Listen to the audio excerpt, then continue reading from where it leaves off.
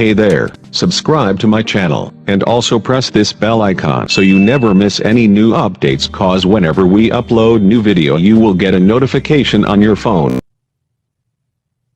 Section 1. You'll hear a woman complaining about an item she has bought. First, you have some time to look at questions 1 to 4.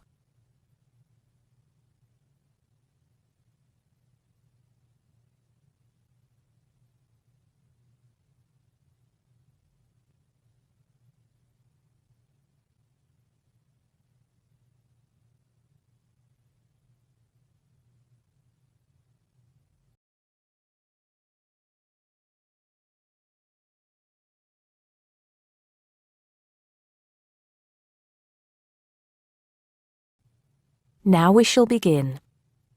You should answer the questions as you listen because you will not hear the recording a second time. Listen carefully and answer questions 1 to 4. Smart Electricals, Mike speaking. How may I help you today?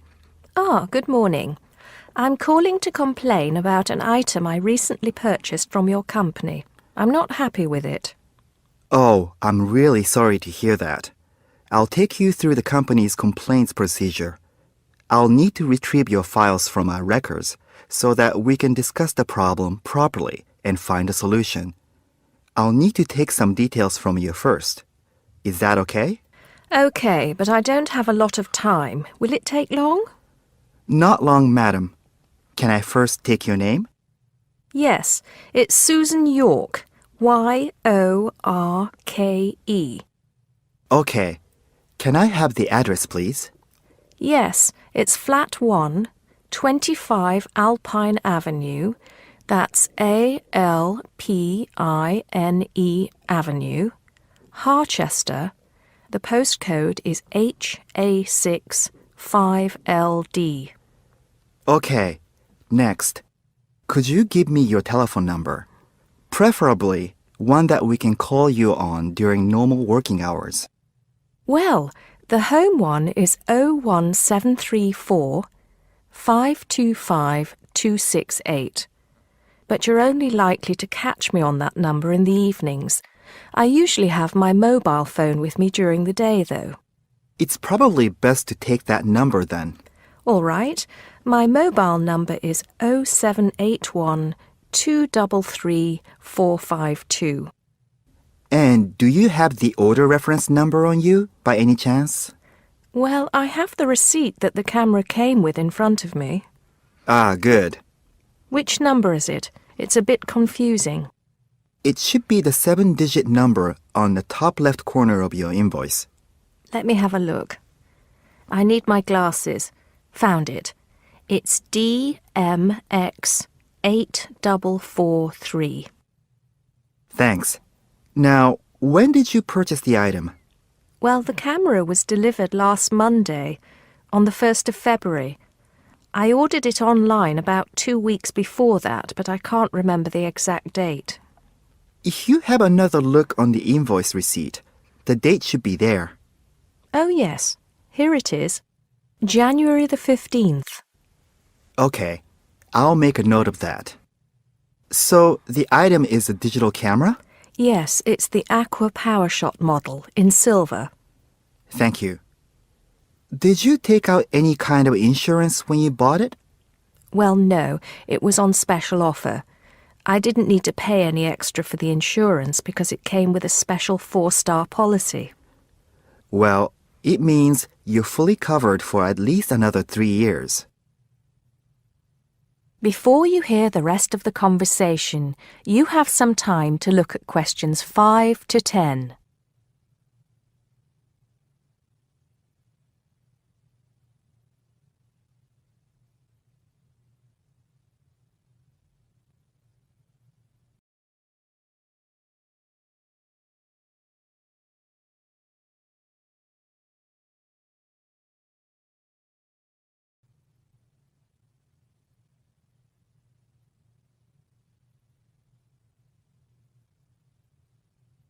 Now listen and answer questions 5 to 10. Right. What is the problem? Yes, the first thing is that it came with one memory card in the box when there were supposed to be two. Oh dear, I'm terribly sorry about that. It must have been an oversight in the packing department. I can do something about that straight away and get one sent out to you. Well, that's not the only thing. I bought it as a present for my niece because she loves swimming. It said on the website that it was waterproof, but when she took it on holiday and tried to use it underwater, it got ruined because water got into the lens. You can imagine how disappointed my niece was. I certainly can. Were those the only problems? No, there was one other thing. It came with a case to protect it. When I opened the box to take the case out, I saw that it had a big scratch on it. We're really sorry about that. I can offer to have the camera repaired for you. In the event that it can't be repaired, we'll send you a replacement. I don't think so. Seeing as it was faulty in the first place, I wouldn't want another one. I think I'd rather have my money back. Can I get a refund? Yes, of course. If you send it back to customer services, I'll make sure it's dealt with. Thank you very much. That is the end of section 1. You now have half a minute to check your answers.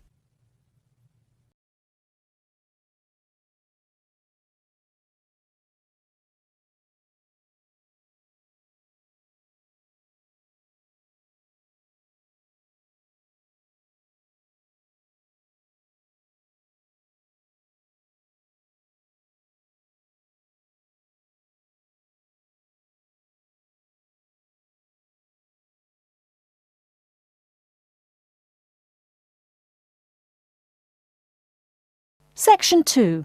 You will hear a woman asking a shop assistant about DVD players. First, you have some time to look at questions 11 to 14.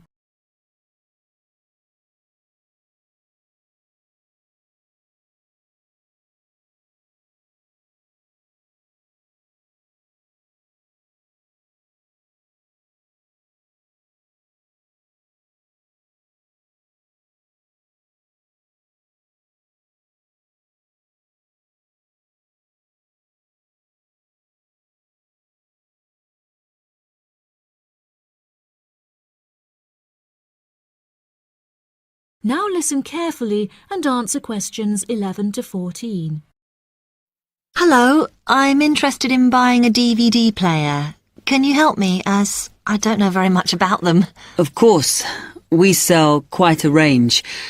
Actually, we're doing a customer survey at the moment, so I wonder if I could fill in this form about you, and that will actually help me to advise you on the best DVD player for you.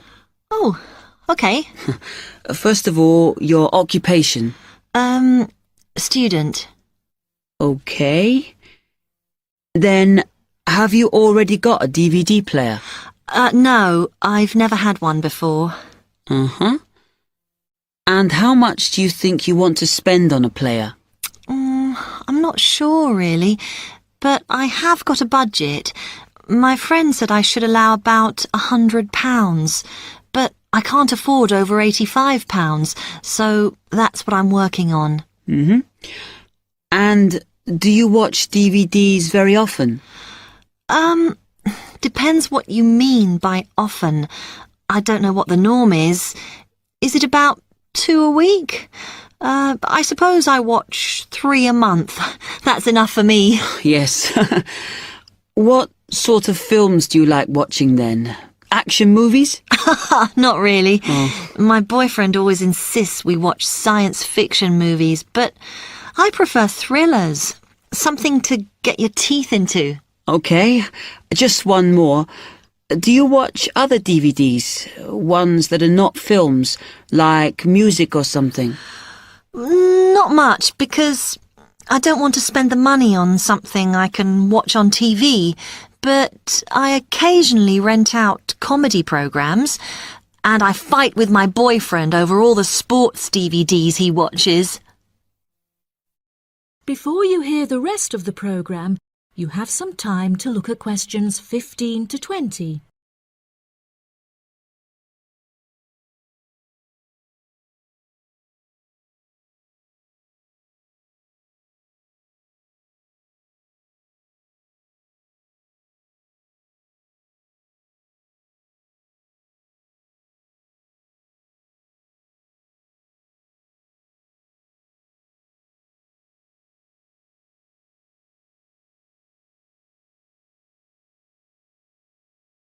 Now listen and answer questions 15 to 20. OK, let me explain a bit to you about the DVD players that are in your price range. First, there's the DB30, which has only got basic features, but it is a bargain at £69. Now, all the DVDs come with an after-sales service that starts when the guarantee runs out. As it's so cheap, the DB30 comes with a limited after-sales service, as it only includes parts. You would have to pay for most of the repair. Seems okay. Then, a slight grade up from that is the XL643. This comes with an additional feature in that it has an extra button allowing you to record. That's quite useful. Oh, yes. That would mean spending less on DVDs to watch. Yes, so you'd make the extra money back on it that it costs. Let me see how much it is. Yes, that one's actually reduced at the moment from £79 to £71.99. Oh. I think it's worth the extra myself. And is that the same level of after-sales service as the other one? Well, you get a bit more for your money because what we're offering is a discount on labour. So you don't pay the full price if you have to call an engineer out. I see.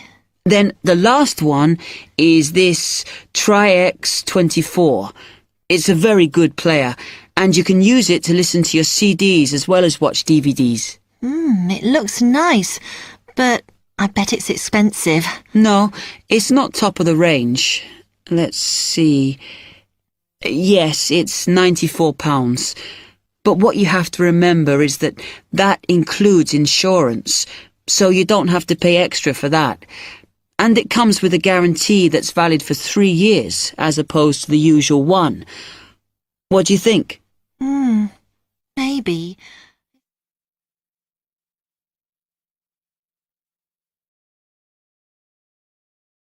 That is the end of section 2. You now have half a minute to check your answers.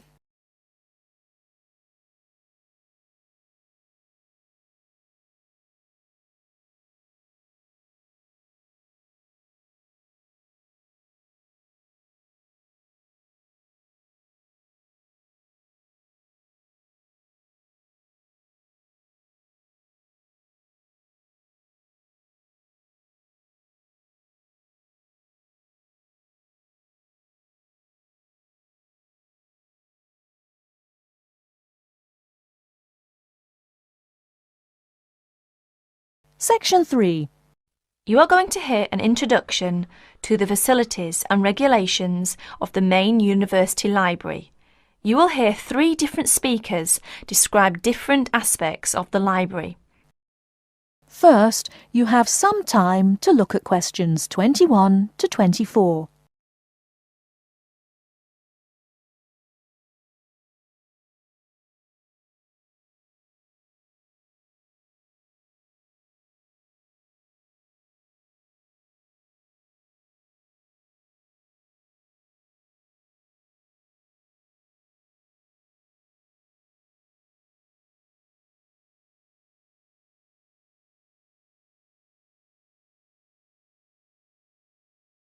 Now, listen carefully and answer questions 21 to 24.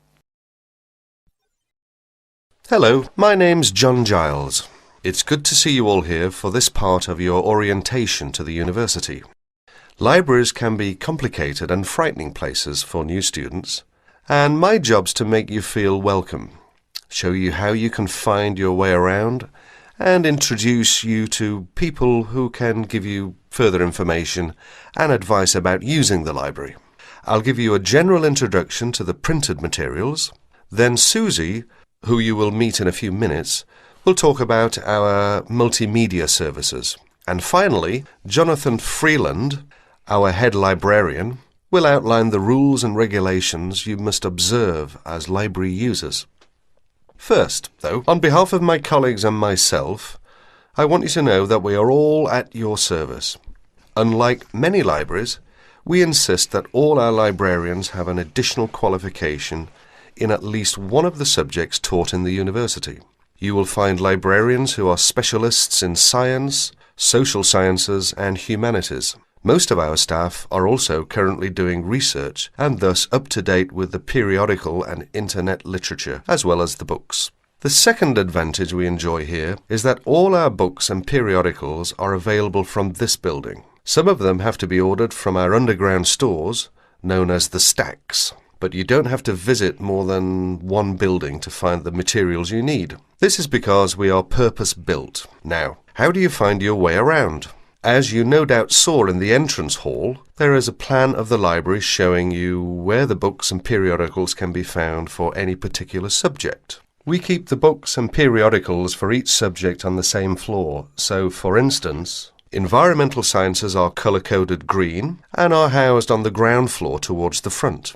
Geography is colour-coded brown and can be found on the ground floor towards the back of the building. Each room is organised on the same plan. Reference books, which cannot be taken out of the library, are found at the far end of each room, near the librarian's desk, or station as we call it. Next to them, on the right, are periodicals for the last 2 years. The rest of the shelves contain general books on the subject. These can be borrowed. Lastly, the domestic arrangements. Seating. Before you hear the rest of the talk, you have some time to look at questions 25 to 30.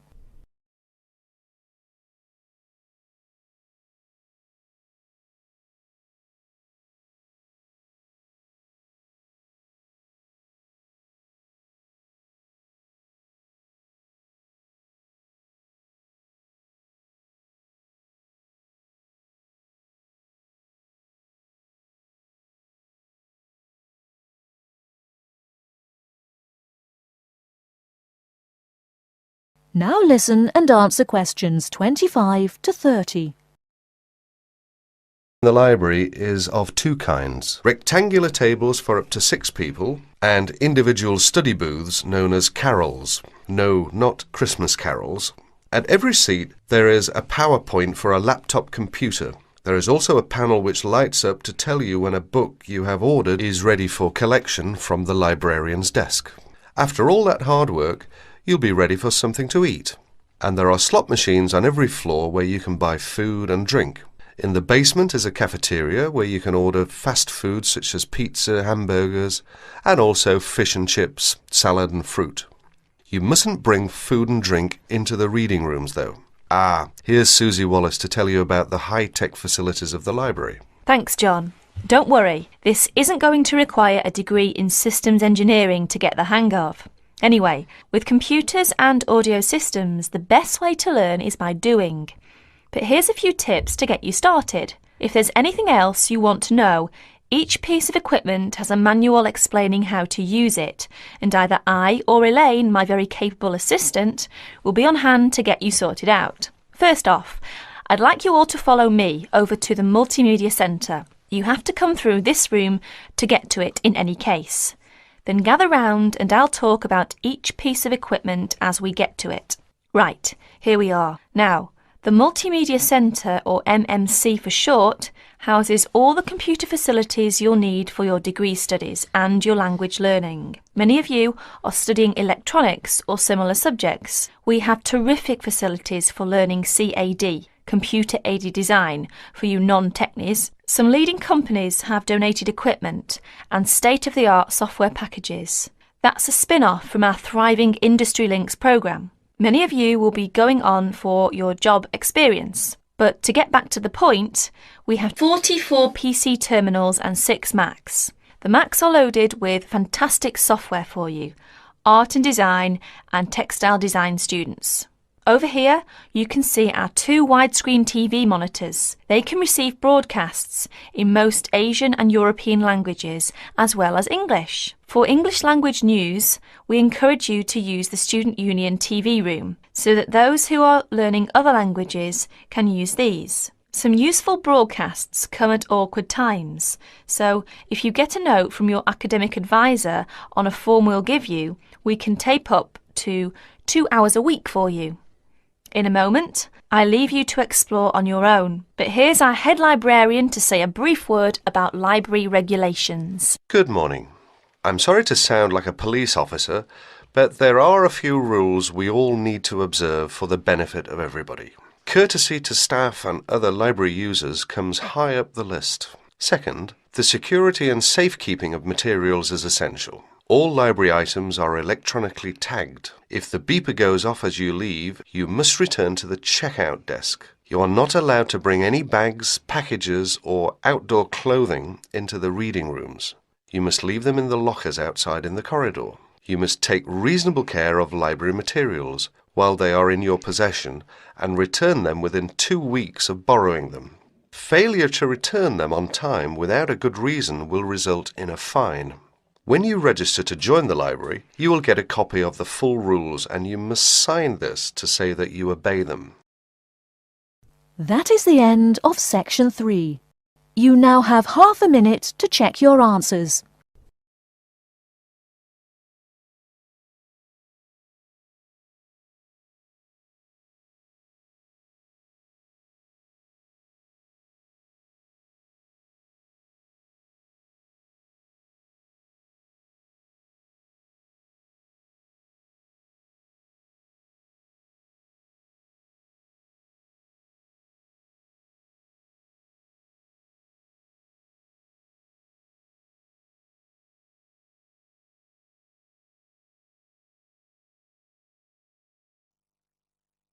Now turn to Section 4 on page 14.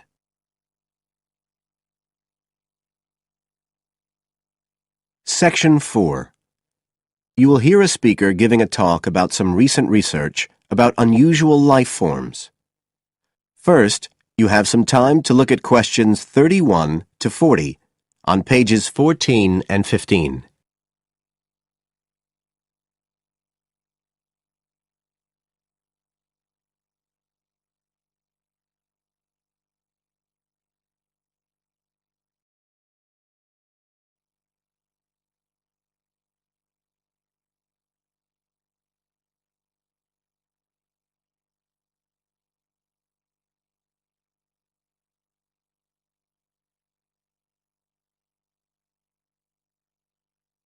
Now listen carefully and answer questions 31 to 40. Hello, everybody, and welcome to the 6th of our ecology evening classes. Nice to see you all again. As you know from the programme, today I want to talk to you about some research that is pushing back the frontiers of the whole field of ecology. And this research is being carried out in the remoter regions of our planet, places where the environment is harsh and, until recently, it was thought that the conditions couldn't sustain life of any kind. But life forms are being found, and these have been grouped into what is now known as extremophiles. That is, organisms that can survive in the most extreme environments. And these discoveries may be setting a huge challenge for the scientists of the future, as you'll see in a minute. Now, the particular research I want to tell you about was carried out in Antarctica, one of the coldest and driest places on Earth. But a multinational team of researchers from the US, Canada, and New Zealand recently discovered colonies of microbes in the soil there where no one thought it was possible. Interestingly enough, some of the colonies were identified as a type of fungus called Bouveria bassiana, a fungus that lives on insects. But where are the insects in these utterly empty regions of Antarctica? The researchers concluded that this was clear evidence that these colonies were certainly not new arrivals. They might have been there for centuries, or even millennia. Possibly even since the last ice age. Can you imagine their excitement? Now, some types of microbes had previously been found living just a few millimeters under the surface of rocks, porous Antarctic rocks. But this was the first time that living colonies had been found surviving, relatively deeply in the soil itself, several centimetres down, in fact.